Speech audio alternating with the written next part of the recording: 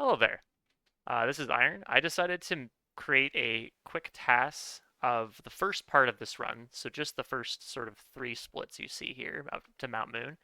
I thought it'd be quite fun because this run does rely on quite a bit of luck to kind of piece together a tool-assisted speedrun or TAS version of the run. I've gotten only to Mount Moon as I've said, but there's already a huge amount of time saved because you can manipulate crits and your HP in specific ways and get very unreasonable outcomes of fights. Um, but the route's generally going to follow what I do for RTA, but obviously there's going to be a few things that are going to be omitted. This is not a perfect TAS, I will say that. Especially in Fired Leaf Green, you want to try to find the ideal seed which generates the fewest encounters. I didn't really bother with that. I just found a seed that gave me a Squirtle, which gave me the stats I was looking for, which I'll talk about as we're going through here. But anyway, we'll get started here. I'm going to start the timer just after the BIOS screen clears. I have that in this task currently. Just make sure I have my timer set up. Perfect. All right, let's get started. So we'll start the timer now. Because we're not going to see the new game screen because it's task timing, this is not going to be perfectly accurate.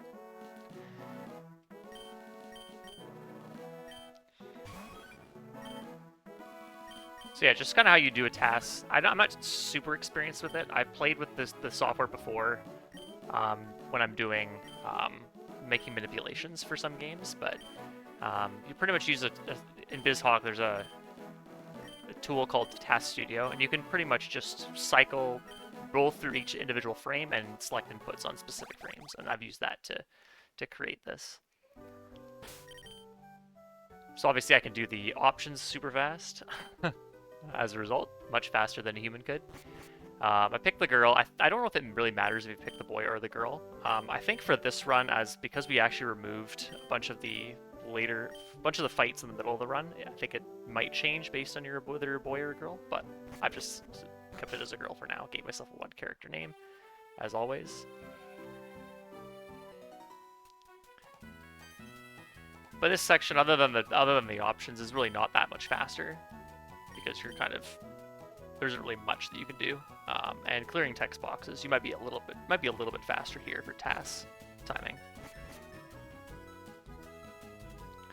And so I actually I didn't spend too much time looking at this, but I did actually create. I did actually set up so that I started the run on a specific trainer ID. The specific trainer ID. The trainer ID that we have is 1477.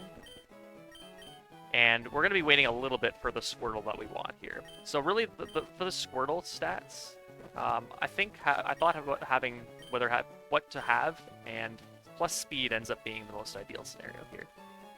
Because special attack and attack are really important for the run, we're actually going to try to aim for either naive, which is minus special defense, or hasty, which is minus physical defense. And I ended up finding a naive one that was fairly quick. We did have to wait a little bit at the table, but that's fine for sort of a first iteration of the task.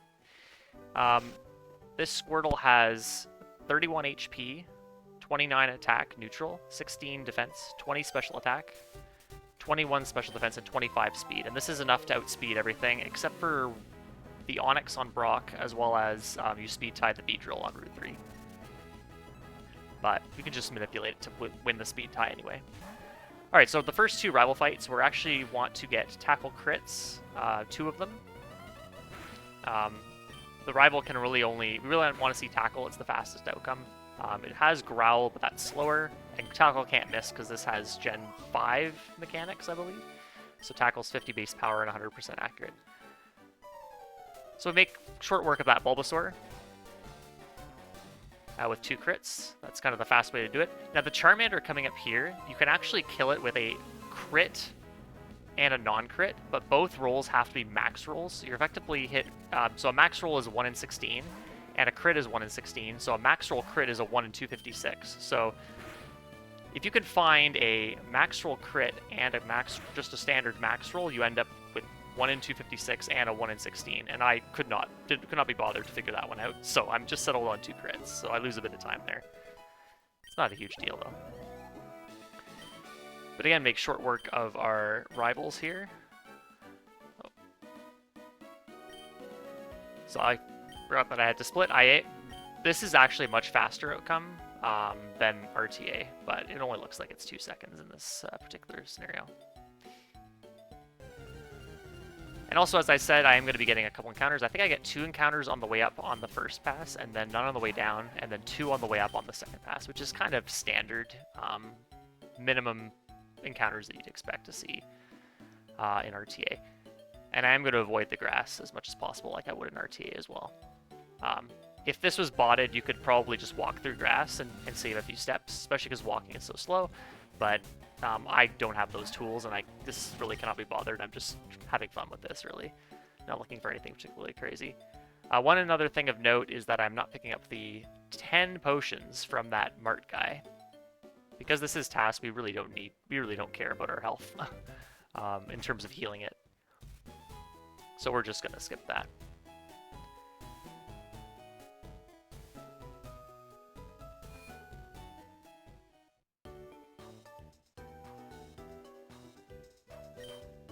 And there's grabbing the parcel.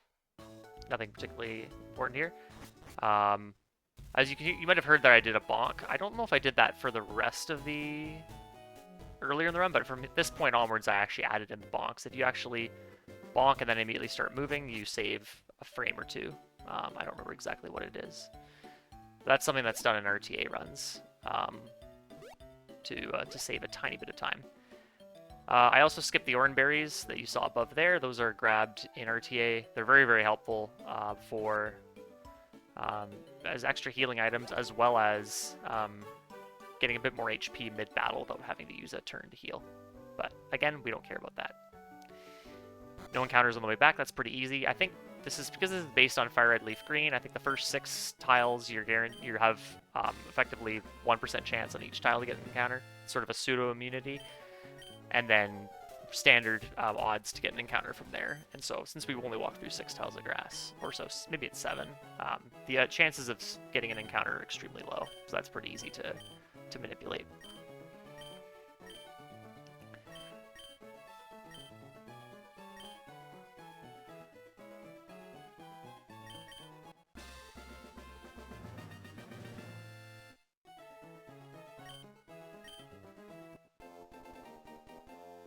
But yeah, we're just going to go through this. This is like pretty slow. There's really not much we can do to make this go faster, other than getting fewer encounters.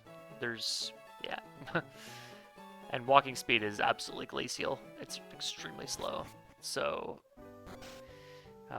luckily we're going to get the running shoes now from Daisy. But this early part of the run is, like, funny enough, a large part of the total run, which is kind of funny. And it's actually probably the most it's actually a pretty risky part of the run too, because the fights are quite scary in a lot of cases, RTA-wise.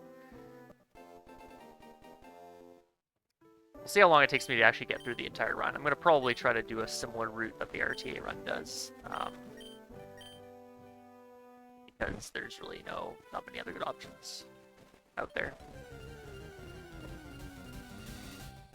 Yeah, I guess having the plus speed also ensures that you are extremely likely to run from encounters, but that can obviously be manipulated anyway, so it's not a huge deal.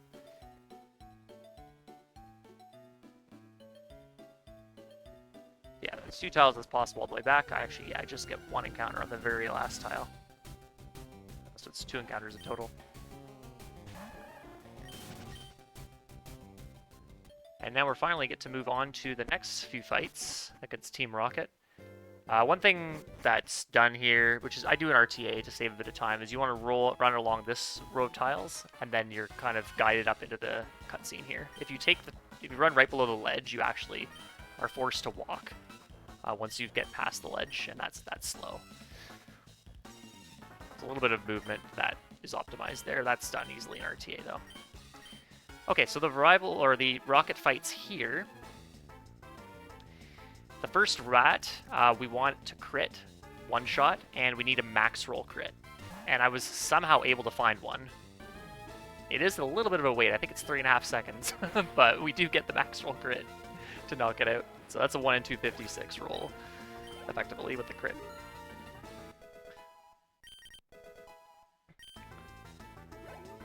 And we ideally don't want to see quick attack from any of these rats. I actually do get it here, and you actually get a free heal after this fight, so that's actually just a bit of time lost. That's unfortunate that I could easily get rid of, but I couldn't be bothered once I figured that out. Second rat is a crit also that you need, and it's a 12 and 16 crit, so it's much more likely to find that quickly. And as you can see that, I get that there very, very easily. Okay, so the next fight is against Cayman, and he actually gives you a free heal. You do want to set up Torrent for Brock, which, as we'll see later, doesn't actually matter anyway. That was kind of my goal here, and if I could keep that quick attack damage from those rats, that would be good for that, but we'll talk about that a little bit later.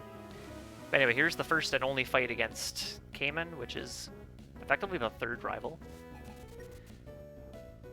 In the RTA run, we do tail whip, tackle to avoid proccing the Oranberry. In this version of the fight, we do use tail whip to start.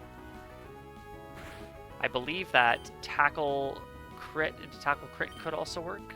That's something maybe I should have looked into.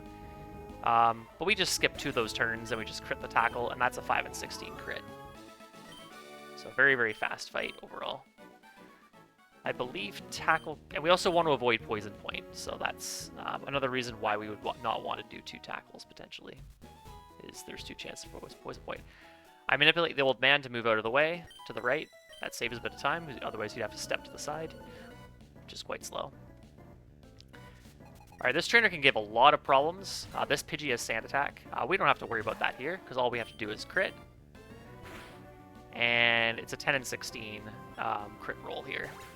So a little bit of a pause there to find that. I don't believe the help menu works in this hack, even though you can set it to that. I have to check that, though. That might be something to improve later. Igglybuff here also requires a crit, and it's also not guaranteed. It's a 14 and 16. That Igglybuff is really annoying. It has Charm, Defense Curl, and Sing. Terrible, terrible fight, especially once you've dealt with Sand Attack. There's an extra bonk, which I did not mean. That's something that's maybe a few frames lost. Obviously, I do that run to walk around that trainer really, really quickly. I would bag manip an RTA. In the forest, no repels, so we have to unfortunately have a few encounters. I think 3 in total. We'll have to see. Run to walk past the bug catcher. We don't need to pick up the revive, which we would sell on RTA runs to get a few extra healing items and repels. We just completely skip that. You do end up needing to buy 31 repels in the entire run. You buy 13 and then you buy 18. But unfortunately, you cannot buy all 31 in Pewter. You would have to pick up a couple extra items in the forest, and it's just not worth it to do that. I think. That's something that maybe I could check later on. Do a nice nifty little run to walk 3 times around that other spinner, and then we're on to Bugcatcher Charlie. This fight is like usually like 9 to 10 turns, but we're gonna go for 2 tackle crits here. Metapod uses Harden, so that obviously we have to crit through tackle anyway. Not a huge deal. So that's a nice little thing. Don't have to worry about any rolls there. Just get 2 crits at any roll possible. Doesn't really matter. Kakuna is a slightly easier fight to do. All we need is a standard tackle roll, turn 1. And then we need to crit turn 2, and it doesn't matter what roll it is. So it's a little bit faster than the Metapod. Obviously, we couldn't... If we get tackle crit turn 1, we cannot get a standard tackle turn 2. I believe, because of Harden. So that's something that's obviously important. We'll avoid that trainer and then fight this trainer. She is actually one of the worst fights in the early game. She has a Spearow which has Fury Attack, Peck, and Leer, and Growl, so she can just waste your time by lowering your attack. She can soften you up with Leer, and then she does a ton of damage with her moves. But instead, we're just going to do a tackle into Fury Attack miss, into a tackle crit to get it in 2 shots. And obviously, Fury Attack miss is the fastest thing that she can do, because it does no damage and doesn't affect your stats. So then we are out of the forest in about 13.5 minutes, which is maybe 3 minutes faster than RTA. We're going to skip the center. In RTA, we would actually pick up a few X specials in here. And I did actually test this. It was a pretty painstaking test, because as you'll see, it's actually not as free as you'd think in this gym. But you'd buy your X specials and a few other net balls as well to catch the Golduck later. But we're not going to worry about that because we're just going to catch whatever new main we get with Pokeballs. It's going to be pretty easy to manipulate. Okay, so this fight, what I was doing here is, because I thought I needed Torrent for Brock, I did not get the crit bubble, which would kill this Geodude. Instead, I hit it with a standard bubble, it crits me, knocks me into Torrent, and then I finish it off. I then quickly realized, after doing testing on Brock, that I believe in the entire gym, or at the very least just for Brock, Torrent just, for whatever reason, does not work. So even though this Squirtle is listed as having Torrent, and in other fights Torrent works, for some reason on Brock it doesn't. I have no idea why this is.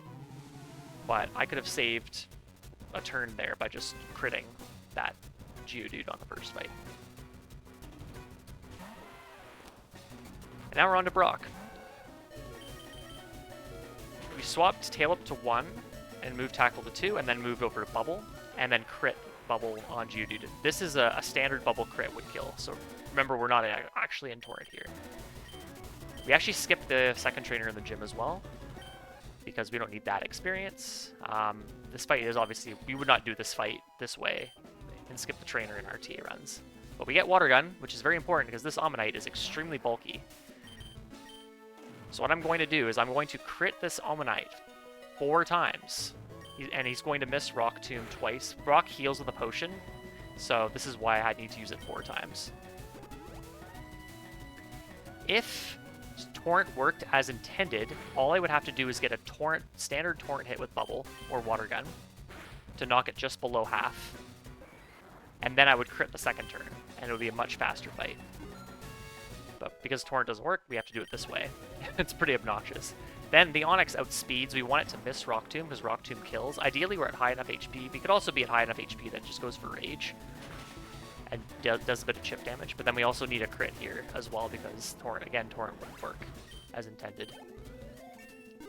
And that finishes off Brock.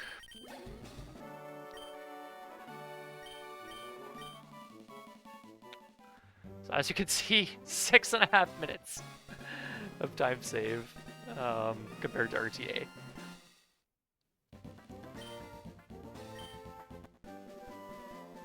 But yeah, like if I was to do this fight again, I would just not take any damage from the first Geodude, and then I would just probably still go for Rock Tomb, Rock Tomb misses, and then just do the fight as I was doing it before. But as it turns out, Torrent actually is useful for after the gym, so getting Torrent there is probably still worth it in the end.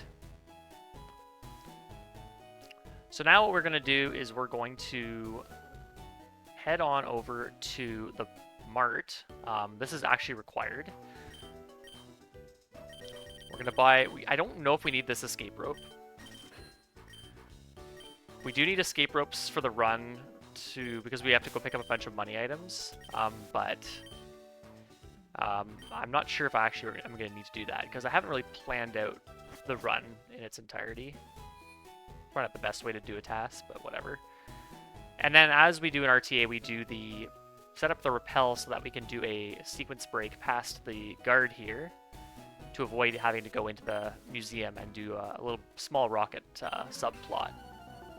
And we can go straight into Route 3, so that saves quite a bit of time. This is another very troll fight.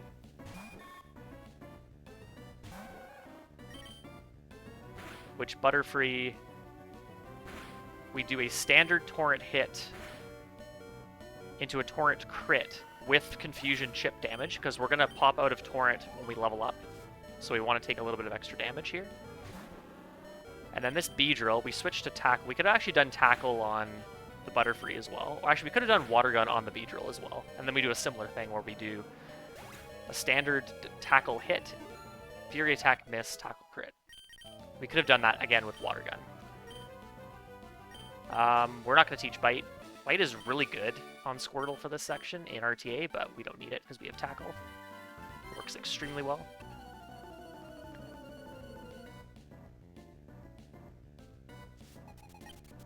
The next fight here, more crits.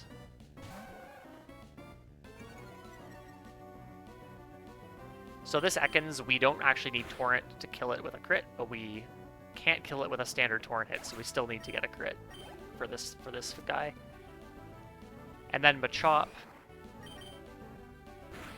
we need a crit with Torrent Water Gun. And then the next thing is a Spearow, which we just simply need to get a standard hit in Torrent to knock it out. Otherwise, we would need to crit. And as you can see, crits are actually really slow. The red critical hit text box pops up for quite a long time. So if we want to minimize those as much as possible.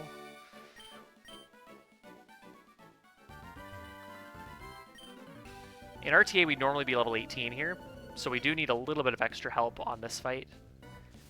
In RTA runs, Torrent isn't guaranteed on Squirtle, so if we don't have Torrent here, we actually have to deal with a 2-shot on his third Bond here in most cases. So because we're still Squirtle here, we have to get Torrent hits here. We don't need to crit, thankfully, though. The Metapod, which is the bulkiest Bond in the fight, we actually do need to get a 6 and 16 roll to knock it out without a critical.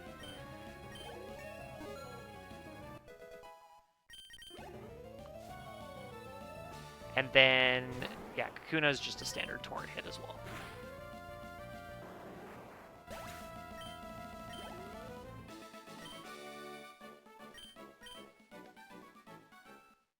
And then we get our Squirtle to evolve.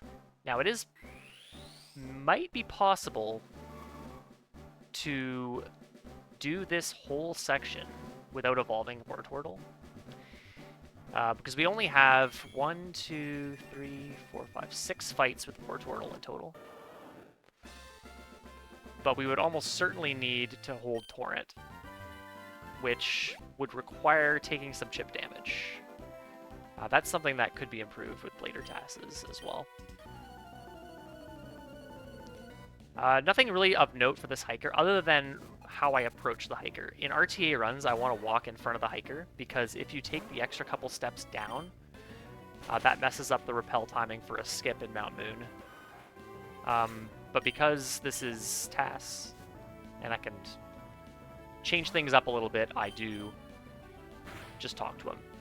This fight, Sandshrew goes down normally, and then Cleffa I need to crit with Water Gun to knock it out, and the Geodude is the standard hit as well. It's nothing particularly notable here. As you can see, since we've evolved, we have Komodo Torrent. And Torrent actually is not really needed for the rest of this section, because to set it up, you have to take chip damage, and then that takes time.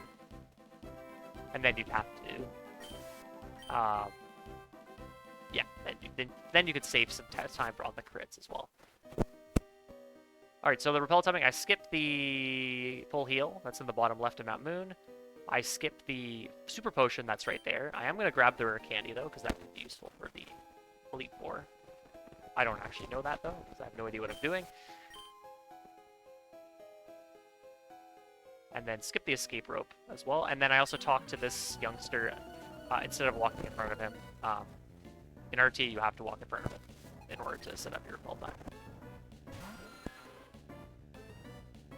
But that's something that could maybe be improved if you don't need the full heal, for example. Okay, this guy, I think you can either Water Gun or tackle him. Tackle is actually a little bit slower. It's 1 frame slower to tackle. Tackle is less text, but you have to scroll to it. And when you take all of that into account, it is 1 frame slower. So we're going to stick with Water Gun. And we have to tackle the Sandshrew anyway, so it makes sense to just Water Gun all the way. Don't need the Moonstone to sell. That's another thing we grab to set up the steps properly. And then again, talk to this grunt to set up our... that's something we would not do in RTA. I think as a result, we use 1 less repel in here. I could be wrong, though. Or maybe it's the same number. Okay, so this Rattata, it is 4 frames faster to use Water Gun over Tackle. And then Ekans, we actually switch to Tackle despite having Intimidate up, and it is fast. It is quite a bit faster. It is about 30 frames faster to get the crit there. We're not going to teach rapid spin here. The Ekans tackle is also actually also a range to crit, so it's kind of nice to get that here. And for Murkrow, it is faster to scroll back to Water Gun to crit with Water Gun. Tackle is also a range. It's about 11 frames faster to do Water Gun in that scenario. Another Repel step. Alright, grunt number 2. For this fight, if she has an Ekans, you can either use a Water Gun crit or a Tackle crit. Tackle is a range, and it's also about 27 frames or so slower. So we go for Water Gun there. All of these Mons would be 2 shots in RTA, by the way, just in case that wasn't clear. Talk to this trainer as well, because we would walk in front of them in RTA, but because our step count can be tailored perfectly here, we save a bit of time due to the person walking and the exclamation point and whatnot. For this Zubat, you get a pretty quick tackle crit, and it is the guaranteed crit. The Water Gun takes a long time. I didn't even bother trying to... Once I realized it was going to take way too long, I just stopped looking. So it is definitely faster to go for tackle in that scenario. The final grunt here... Tackle does not crit, does not kill. So we have to Water Gun crit, and it's a 12 and 16 range. And then the Rattata after is 5 frames faster to just stick with Water Gun instead of going to tackle.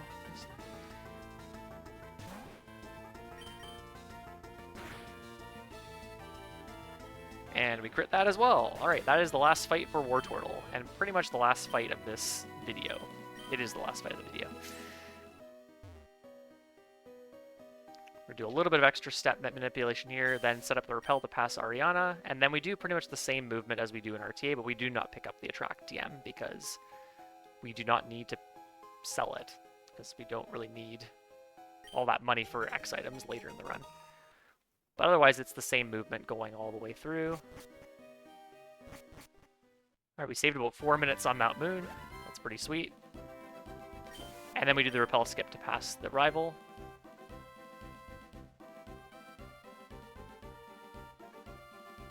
And that's pretty much it.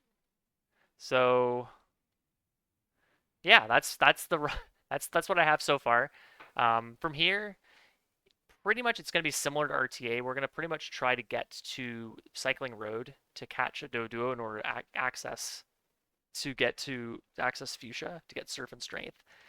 We're still going to probably grab Abra, and we're going to be picking up a lot less items as well, because we're not going to need as many items for selling things, but it's kind of debatable at this point whether we're going to need all the rare candies. So this is something that I'm probably going to play it pretty conservatively to start and just pick up most, if not all, the rare candies I would otherwise pick up. And then kind of just go from there. One thing that I will not be doing is going into, what's it called? Rocket Hideout.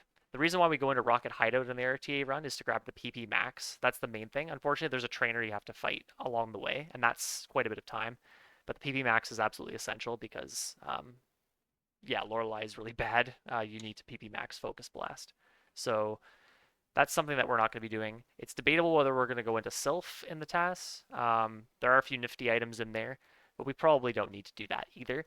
And then we can probably just skip those sections and then just pretty much grab the bike, grab Abra. We probably don't need the Lucky Egg, so we can probably skip grabbing that. But we're going to pretty much grab everything else that we would otherwise do and just make our way into the later stages of the run. So that'll take a little bit of time to figure out, but I'm gonna probably try to figure that out at some point or another. But yeah, as you can see, TAS saves 10.5 minutes, roughly. Probably a little bit more than that because the rival fight is probably closer to 20 seconds faster than RTA. Although we are waiting for the Squirtle as well. In RTA, although in RTA what we do is we actually grab the Squirtle and then check its nature and its attack stat. And so we would not be doing that here. So yeah, it's probably still going to be a little bit, quite a bit faster, like 10 to 20 seconds faster. So we're probably looking at 11 minutes faster coming out of Mount Moon in the TAS so far. And this is not even an optimized TAS. Anyway, that's enough rambling for now. Hope you enjoyed the video, and I will keep working on this, and we'll hopefully be able to show some more of it soon. Have a good one.